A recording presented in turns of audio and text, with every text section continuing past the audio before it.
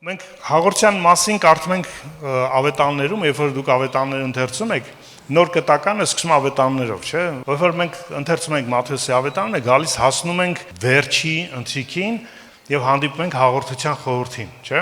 Հետո Մարկոսում ենք կարդում նույն մասին, հետո Ղուկասում ենք կարդում նույն մասին, մի քիչ իրարից տարբեր, բայց նույն էությամբ։ Հետո կարդում ենք Հովհաննեսի մոտ, որտեղ շատ ավելին է 13, 14, 15, 16, 17 գլուխները վերջին ընթրիքին է նվիրված։ Ինչի ամենավերջի ավետարանը, երևի գուցե թե ամենավերջի գիրքը նոր կտականի, որ մոտ 100 տարի անց էր, գրվեց այդքան մեծ շեշտադրություն տալով հաղորդությանը։ Որովհետև դրա մեջ կարևորություն կա, հա, իրականում Աստվածաշնչում երբ որ դուք ընթերցում ենք, մենք ընթերցում ենք, թեման ինչքան ծավալուն է ներկայացված, այդքան կարևոր է։ Ինչքան քիչ նկարագիր ունի, այնքան հեղինակ իրան կարևորություն չի տվել։ Հիմա Հովհաննու ավետարանում պատկերացրեք 13, 14, 15, 16, 5 գլուխ նվիրված է հաղորդությանը։ Այդքան այդ ժամանակ առաքյալը կարևորում էր հաղորդությունը իր լսարանի համար։ Բայց իրականում առաջին հիշատակությունը հաղորդության ավետանիշները չեն արել։ Ավետանները գրվել են շատ ավելի ուշ, մոտ 50-60 տարի անց։ Առաջի հիշատակությունները տեսնում ենք Պողոս առաքյալի նամակներում։ Մասնավորապես Կորինթացիներին ուղղված նամակում առաջի։ Եվ դինթերցեմ առաջի Կորինթացիների 11-ի 23-ից 30-ը։ Ու ես Տիրոջից ստացա այն, ինչ ձեզ եմ ավանդել։ Պողոսը ասում է, որ այն ինչ որ ավանդել է, անձամբ ստացել է Տեր Հիսուսից, անձնական հայտնությունով։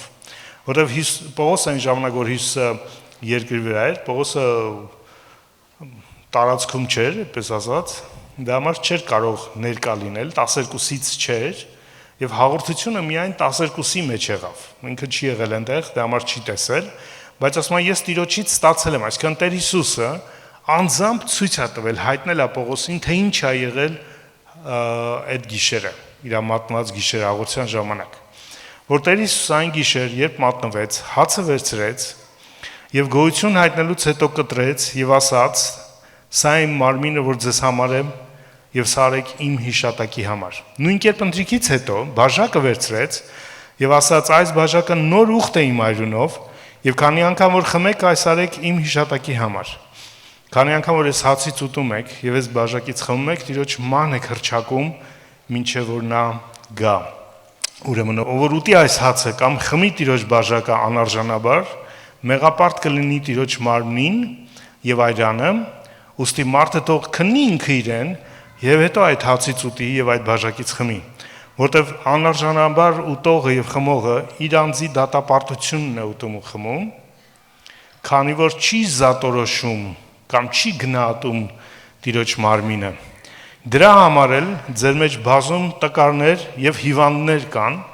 եւ շատերն էլ ննջում են։ Այսքանը։ Սա շատ հետաքրքիր ու կարևոր հիշատակության է հաղորդության, որտեղ ոչ թե հաղորդությունը ներկայացված է որպես ուղղակի ինչ որ արարողություն ու ծես, այլ մի իրականություն, որի համար Հիսուսը իր առաքյալին Պողոսին, որը 12-ից չէր, բայց պակաս չէր եւ կանչված էր հեթանոսների մեջ ավետարանը տարածելու համար, քրիստոնեությունը տարածելու համար, հատուկ հայտնեց դա։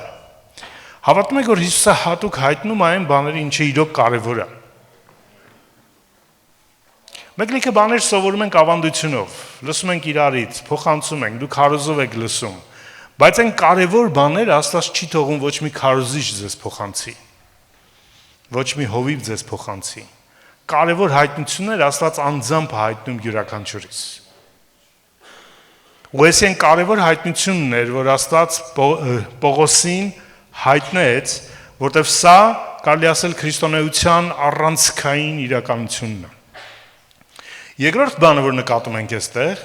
որ ինքը զուտ արարողություն չի եկեղեցում, այլ նաև ինչ որ որոշիչ բան է բերում եկեղեցում։ Ինքը կամ օրհնություն է բերում, կամ դատապարտություն է բերում։ Ասում եմ, երբ որ հավաքվում եք, անում եք, վատ բան է ստացվում դրա համար անարժանաբար եք մոտենում եւ պատժվում եք, չգիտեմ, հիվանդներ կան, ցավագարներ կան, մահանում են, ինքը ճիշտ կարծես հին ուխտի տապանակը լիներ, որին սխալ մոտենալուց պատժում էին, մահանում էին, ներկայացնում էր, չէ, ինքը նյութական ինչ-որ արկղեր, բայց ներկայացնում էր Աստծո ներկայությունը, ու եթե իրան անարժանաբար էին մոտենում, թե հրյաները, նույնիսկ քահանայապետ անգամ, հա, կամ հեթանոսները սպանվում էին, հա, պատժվում էին, խրատվում էին։ Հիշում եք ուխտի տապանակը փղշտացիները գերի տարան դրեցին իրանց Դագոնի կուրքի այդ տաճարի մեջ, առավոտեկան տեսան Դագոնը ընկած կտրված է ձեռու ոտը շեմի վրա։ Կանգնացրին մյուս օր էլի ինքավ, ասին, այս Յովայի տապանակի հետ գործ չունենք, ուղարկենք հետ։ Ու երբ որ սխալ էին մոտենում տապանակին, սպանվում էին մարդիկ։ Ու Պողոսը կարծես նույն բանն է ասում, որ հաղորդությունը կարծես այդ ուխտի տապանակի նմանություն ունի, Աստված մեջ շեշտ է դրել իր վրա։ Ճիշտ մոտենալու դեպքում օրհնություն կա, սխալ մոտենալու դեպքում պատիժ կա։ Իհարկե մեր համար պատիժը խրատի պատիժն է, ոչ թե դատապարտության պատիժն է, որտեղ Աստված իր որդիներին խրատում է, ինչպես ամեն ծնող իր զավակներին խրատի մեջ նաև մեկ չեք տալ տուտուզիկին տենց ինչքան մեծանում է, այնքան վերև է, չէ՞ բարձրանում հարվածը, էլ արդեն մեծին տուտուզին չես խփում, չէ՞ վզակոթին ես տալիս, տենց ասած։ Հա։ Բայց խրատ է, դու անում ես իրան ուղղելու համար, սթափեցնելու համար։ Ու դրանով ցույց ես տալիս, որ ինչ որ ինքը սխալ անում, կարևոր է քո համար, չէ՞ լրջացնում ես։ Ու Պողոսը դա է նկարագրում, որ հաղորդությունը ճիշտ ինչպես այն ժամանակ այս մարմին ու այրունը, ինչպես ուխտի տապանակը ուխտի նշանն էր Իսրայելի ու Աստծո մեջ, դրա համար Աստված մեծ շեշտ էր դրել, թաքցրել էր իրան խորանի մեջ, ու իրան տեսնելու մտնելու համար հատուկ քահանայապետը միայն իրավունք ուներ տարին մի անգամ հատուկ արարողությունով։ Ու հիմա այդ ուխտի տապանակը դուրս է եկել, այն թաքցված տեղից հայտնվել է մեզ, Հիսուս Քրիստոսը հայտնվել է, իր անձը դուրս եկավ, պատմական այն անձը, որը խոստացված էր, ծածկված էր Աստծո որդու իրականությունը, հայտնվեց, հայտնի դարձավ, տեսանելի դարձավ, բայց չի կորցրել իր արժեքը։ Ու ով էս քարին վրա ընկնի կփշրվի, ում վրա այդ քարը ընկավ, կփշրի իրան, չէ՞, այդ նույն քարն է, այդ նույն իրականությունն է։ Ու հաղորդությունը ճիշտ այդ իրականությունն է ներկայացնում։ Իրականում սա է պատճառը, որ շատ համայնքներ չափից շատ են խստացնում իր իրականությունը։ Ինքը պետք է խստացնել, եթե սխալ կա, բայց եթե ճիշտ ընկալում կա, եւ որ ճիշտ զանազանությունը կա, այդպես ասած, հակառակը օրհնությունը։ Ու մենք այսօր խոսենք այդ ճիշտ զանազանությունից։ Երկու տերմին կա հունարենում, որոնք շատ յուրահատուկ են օգտագործված Պողոսի մոտ, որոնք օգտագործվում են, մեկ էլ օգտագործվել են հույն փիլիսոփայանների մոտ, ավելի շատ այս փիլիսոփայական տերմին է ինքը։ Առաջինը անարժան բառն է, որը անաքսիոս բառն է, հունարենում ան ժխտականն է, ոնց որ մեր հայերեն չն, դժ, ոչ, ան եւ մյուսը զանազանել Մեկը որ Պողոս ասում է, ով որ անարժանաբար է ուտում այս հացը, դատապարտություն է ուտում ու խմում, եւ ով չի զատորոշում, այդ զատորոշելը դիակարինո բառն է հունարենում, որը նշանակում է process իրականում, որը նկարագրում է ուսումնասիրության process, որի նպատակը ճիշտը սխալից զանազանելն է, դա փիլիսոփաների քննարկման process-ն էր, նաև ներկայացնում, կամ գիտնականների, կամ երբ որ տնային տնտեսուհին մտնում է խանութ եւ ինչ որ ապրանք է ուզում, ասենք խնձոր է ուզում գնի, ինչ եք անում, դուք ջոկում եք, չէ՞, որտնած չլինի, չէ՞, հին չլինի, այդ նույն process-ն է, դիկարիո, դուք ընտրում եք լավագույնը։ Ու Պողոսը ոնց որ ասում է, որ դուք չեք ջոկում, չեք ընկնում հասկանալու ինչ է այդ մարմինը նշանակում, չեք զանազանում այդ որպես լավագույնը, որպես ճիշտը, հա, որպես ճշմարտությունը, երբ որ կարևոր չի ձեր համար, որովհետև օրինակ, չգիտեմ, երբ որ քո տուն ես տանում, չէ, ինչ որ հատուկ նայում ես, բայց որ հարևանն ա ուզել ինչ լնում ա լցում ես, թե նույն ձև ես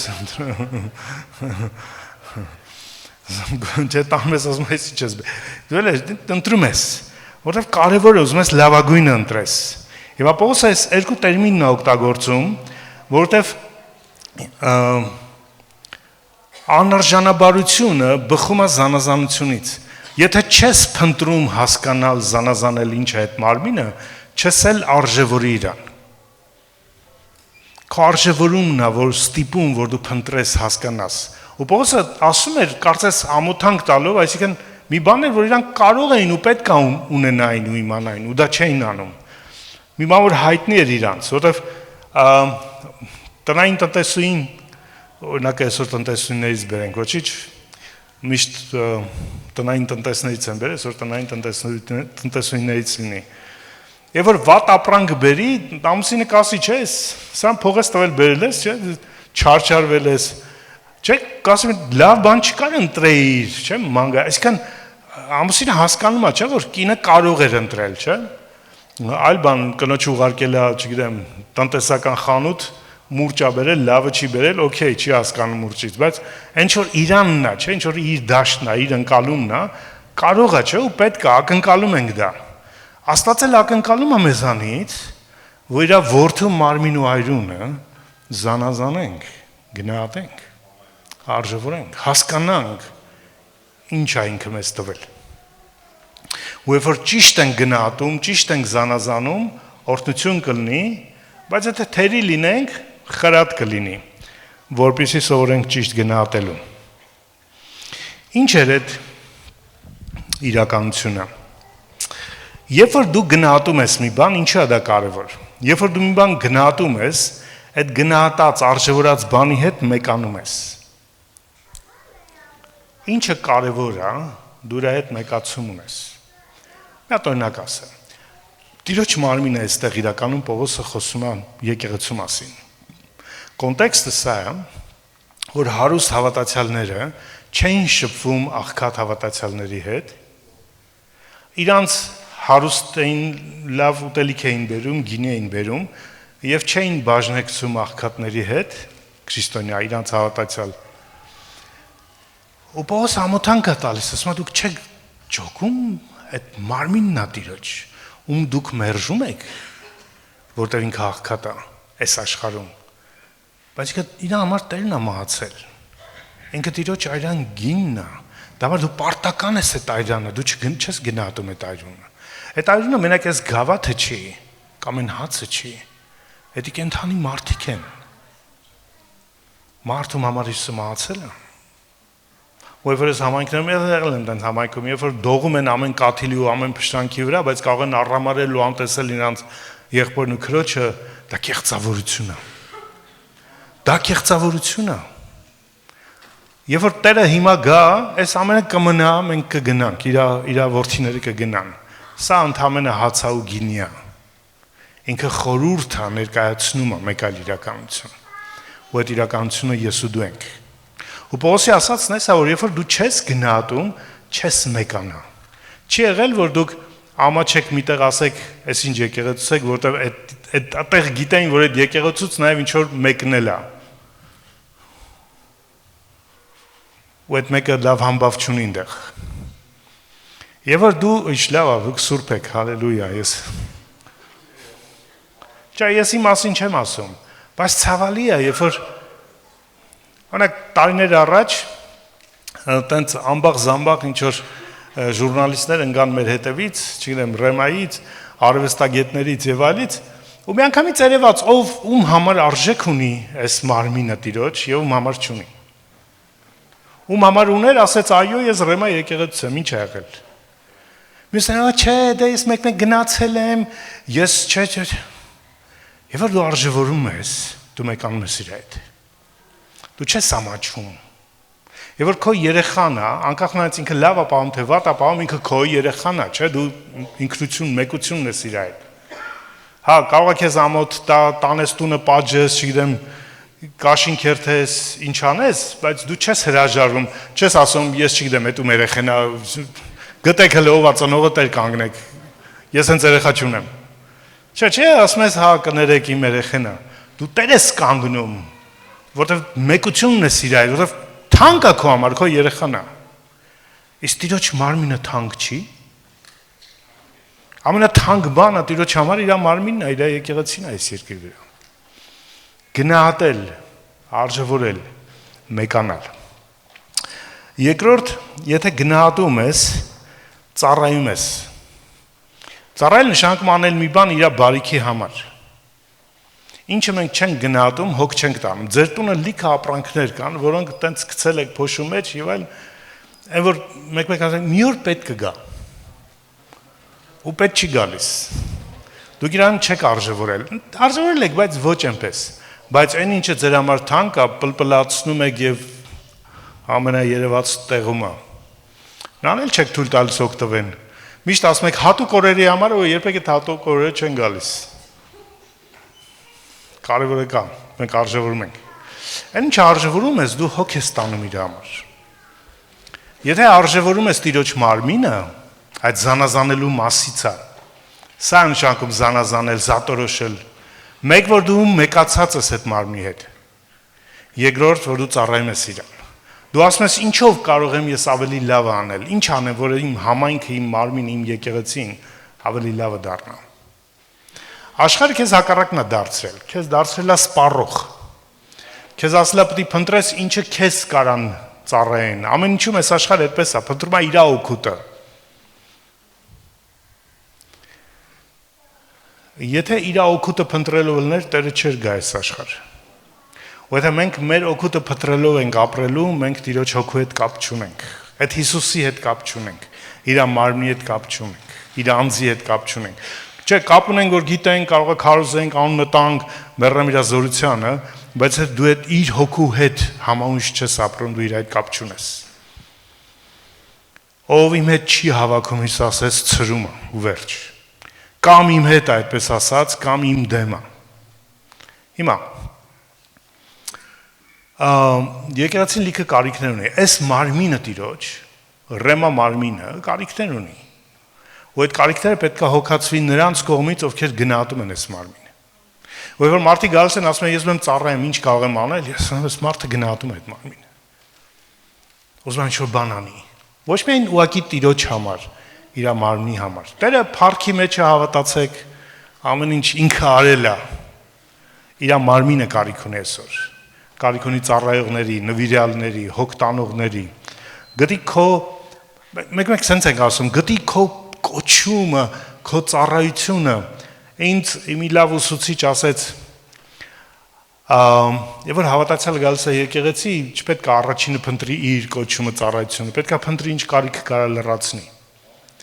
Հետո կգտնենք ինչի է ինքը կանչված։ Որովհետև սիրտը տեղում չի, ձեռքերը տեղում չեն լինելու։ Աստված առաջին ոնց որ սրտի հարց է ուզում տեսնել, հետո ձեռքերի հմտությունների, կարողությունների հարցը։ Շատ լավ։ Գրանք առաջ։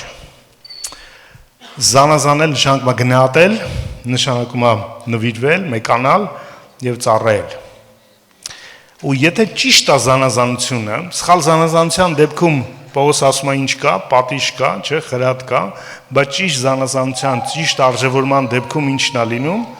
օրհնությունն է փաստացի։ Այդ օրը, այդ երեկո, եւ որ Հիսուս իր աշակերտներին հավաքեց, աշակերտներից ոչ մեկը չէր հասկանում ինչա կատարվում իրականում։ Իրանք սովոր էին, մանկությունից այդ օրը զատիկի օր էր, հավաքվում էին, գառը խորովում էին, իրար հետ հայերի պես են, գառ շատ են սիրում։ Հավաքվում էին խորոված գառի շուրջ, գինիով ուտում էին, խմում էին, տոնում էին ելիցը, որ 2000 տարի առաջ, թե 1500 տարի առաջ, Հիսուսի ժամանակ Աստված Իսրայելին դուրս հանեց Եգիպտոսից, հաղթեց Աստված Եգիպտոսի աստվածներին, Իսրայելը դուրս եկավ գերությունից, դարձավ լիարժեք, ազգ, որը հետո դարձավ այդ տարածքի, չգիտեմ, տիրակալը եւ այլն, պատմությունը, իրենց համար այդ օրը իրենց զատիկի, իրենց ելիցի տոնելու օրն էր, անցյալի օր էր, ու իրանք եկել էին այդ ակնկալիքով, տոնելու զատիկը, տոնելու անցյալ հաղթանակը, բայց Հիսուսը լրիվ ուրիշ բան արեց, Հիսուսը ապագա հաղթանակը տոնեց, ընդամենը մյուս առավոտյան խաչի վրա իր մահը տոնեց, քրիստոնեական հաղորդությունը անցյալի իրականությունը չի իրականում, գալիքի իրականությունն է, Տիրոջ մահը պատմենք, մինչև գա մեր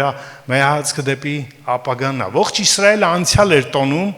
Հիսուս իր աշակերտներին սովորեցնում էր տոնել ապագան, նայել առաջ, ինչ որ Աստված ունի առջևում, մենք շատ անգամ են քրիստոնյաներս հրեայի պես դառնում, մեր ամեն ինչը անցյալում է, մեր կարոտում ենք անցյալ, այն չգիտեմ օրերը, հիշում եք այն օրերին ինչ լավ էր, առաջի սիրո ժամանակներ, միշտ ոնց որ անցյալ հետ ենք նայում, Աստված ուզում է առաջ նայի, ես ապագայի Աստված եմ, ինչ որ անցյալում էր ապրես, լավ է, Պողոս ասում է հետևինները թողում եմ առջևի եղածներին եմ դիմում, նայում ենք հետ, ասում ենք փառքեստեր, բայց մենք նայում ենք ապագա, որտեղ պիտի գնանք առաջ, տոնելու ապագա, ու սրանով մենք տարբեր ենք, աշխարհը վախենում ապագայից, Հիսուսը այսպես ասում, Ղուկաս 21-ում, երբ որ խոսում է աշխարհի վերջի մասին, ասում է երկնքի զորությունները կշարժվեն եւ մարդկանց սրտերը կնվաղեն վախից, թե ինչ պետք է գա երկրի վրա, այսինքն, եւ որ աշխարհը ապագային նայում ավելի վախենալու է, պատերազմները շատանում են, արհավիրքները շատանում են, գլոբալ տաքացումն է, չգիտեմ, էս այն է, աշխարհը վախեցած ապագայի համար։ Բա մենք մենք հակառակը, ասում ենք հալելույա, մենք ուզում ենք այդ ապագան, մենք այդ ապագայի մարդիկ ենք, մենք սպասում ենք այդ ապագային, մենք դեպի ապագա ենք, Տիրոջ մահը հռչակում ենք, մինչև ինքը կգա, կամ որպեսի ինքը գա, որտեղ մեր հայացքը դեպի ապագան է,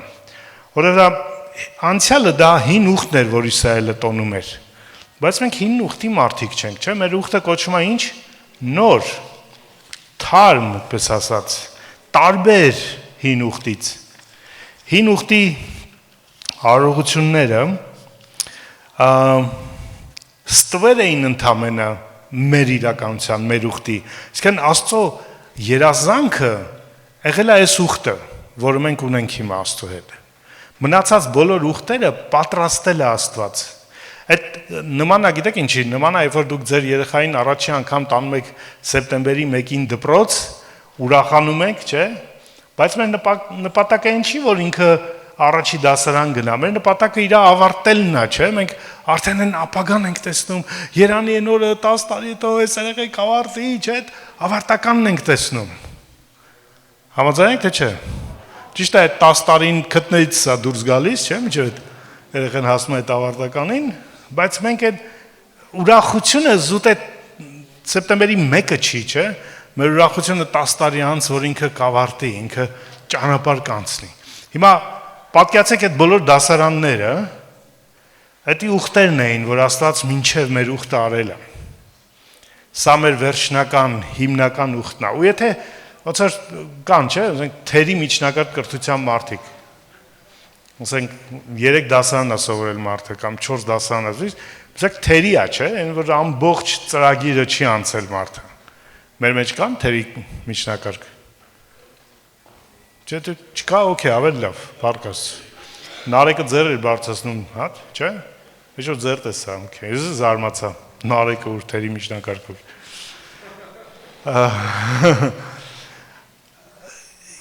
կանգնել որևէ այլ ուխտի վրա, մնալ ընդեղ, այդ նշանակում է թերի լինել,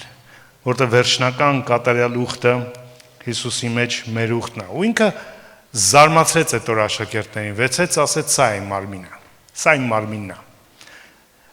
գիտեք, որ արամերեներում օժանդակ բայերը չկան, այսինքն ոչ թե սա է իմ մարմին, այլ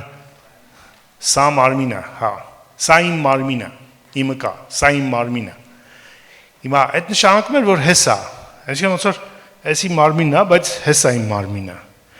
Իմ մահը այս մարմինն է, սա է ներկայացնում, սա արեք Տիրոջը հիշելու համար։ Ու իրանք պետք է վերաբերվեին արդեն որպես նոր ուխտի, որ կտրվում է շատերի համար, շատերի մեղքերի թողության համար։ Ամեն տարի ու ամեն օր հրեաները պետք է զոհանեին։ Տարին մի անգամ անում էին քավության նոխազը տարվա մեղքերի համար, ու այդ քավության նոխազի մարմինը տանում էին դուրս, այրում էին եւ ոչ ոք չէր ուտում այդ մարմինից, իրավունք չկար այդ մարմինից ուտելու։ Դա քավության նոխազներ, բայց օրական, շաբաթական զոհերին ուտում էին քահանաները, մասնակից էին։ Ու երբ որ Հիսուսը ասեց «Առեք սա իմ մարմինն է, կերեք», այդ նշանակում է ոնց որ ինքը այն զոհն է, որը ամեն հրեա, երբ որ իր մեղքի համար զոհ էր անում, պիտի անընդհատ աներ, որտեղ անընդհատ մեղք ուներ։ Ու դե զոհին արեց, ասենք, չգիտեմ, իր գառանը տարավ, մորթեցին, վառեցին, այդ նույն գառը չկար, որ նորից բեր, չէ՞, անընդհատ պետք է նոր գառ տաներ։ Բայց Հիսուսի այս իմ մարմինը միշտ առկա է, որտեղ դա մշտնջենական զոհ է։ Այսի Դանիելի մարգարեության խոստումն էր մշտնջենական զոհի, հավիտենական զոհի, որ ինքը միշտ կա, ու ինքը հարություն առավ, դա մար ինքը միշտ առկա է, իր մարմինը միշտ ներկա է մեզ ներում բերելու։ Ես ու դու սխալներ ենք արել այս ընթացքում, նախքին հաղորդությունից մինչև հիմա։ Ես արել եմ ներողություն, Տեր ջան, դու գիտես։ Կարծում եմ բոլորս։ Բայց ես այս հացին մոտենում եմ, ես գիտեմ ընդեղ իմ բոլոր լուծումներն է, իմ սխալները այդ մարմնի միջոցով բաքրված են, որտեղ իր այրունով եմ նոր ուխտ կնքել մեր համար։ Աստված նրան, ով մեղքը չէր ճանաչում, մեզ համար մեղք արեց, որպեսզի մենք նրանում Աստծո արդարությունը լինենք։ Եթե Կորինթոսի եկեղեցու համար չգնահատելը պրոբլեմ էր, հիվանդություն, ցավ, խնդիրներ էր բերում։ Որքան առավել, որտեղ Աստված առավելի Աստված է, ճիշտ ընկալումը, մոտեցումը պետք է օրհնություն բերեր։ Նայեք Աստված ինչ է ասում, ասում է ինձ սիրողներին օրհնելու եմ մինչև 1000 ազգը, ինձ ատողներին մինչև 3-4 ազգը։ Զգում եք տարբերությունը։ Միշտ Աստված ոնց որ օրհնելու ավելի շատի կողմն է, քան պատժելու կողմն է։ Դամար եթե այդ պատիժը, այդ խրատը այդքան զգալի էր, որ հիվանդանում էին, ցավագարներ ունեին եւ շատերն էլ շատ բառնա ննջում էին, որքան առավել պետք է օրհնություն լինի այս հաղորդությունը մեր համար։ Դու ասում եմ այսօր այդ օրհնության ակնկալիքով մոտենանք։ Տերը մեր զատիկը մորթվել է մեր համար։ Այսօր Պենտեկոստե է։ Մեր համար ամեն օր է Պենտեկոստե։ Մեր համար ամեն օր է զատիկ։ Մեր համար ամեն օր իր հաղորդության, իր ներկայությունը վայելելու օր է։ Մենք արարողության մարդիկ չենք, մենք հարաբերության մարդիկ ենք։ Մեր ուխտի տապանակը այնտեղ չի, չգիտեմ որտեղ թաքնված, ինքը մեր հետ է, մեր մեջ է։ Ու միշտ կարանք իրան հաղորդակցվենք։ Սա էր պատճառը, որ առաջի դարի եկեղեցին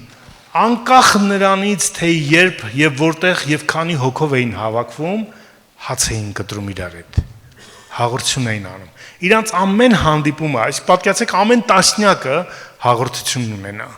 Ամեն կիրակնորյան հաղորդություն ունենա։ Ամեն հատուկ ծառայությունը, բարեգործներն են հավաքվել իրար հետ, փառաբանության խումբն է հավաքվել, կապ չունի։ Ամեն հանդիպում, որտեղ մարմինը հավաքվում էր իրար հետ, 2-3-ը իր անունով հավաքվում էին, հաղորդություն էին անում։ Նշում էին այդ։ Որովհետև իրանց համար դա արարողություն չէր, իրանց համար վայելելն էր, իրանց Տիրոջ սիմվոլի այդ խորհրդի միջոցով կենթանի Տիրոջ կենթանի ներկայությունը։ Եկեք այսօր վայելենք իրան։ Վայելենք իր ներկայությունը։ Ճիշտ ոնց որ Ադամը Եդեում պետքա վայելեր, ճիշտ ոնց որ քահանաները ոչ թե պիտի մտնեին ծառայելու, պիտի մտնեին վայելելու։ Այդպես էլ երբ որ ինքը հարությունից հետո եկավ իր աշակերտներին, ինչ ասեց, խաղաղություն ձեզ։ Խաղաղություն ձեզ։ Խաղաղություն այդ շալոմը, այդ վայելքի բանն է, ոչ թե թուլցեք, դինջեցեք, այդ չի, այդ վայելքի Շալոմը լիարժեքությունն, ամբողջականությունն։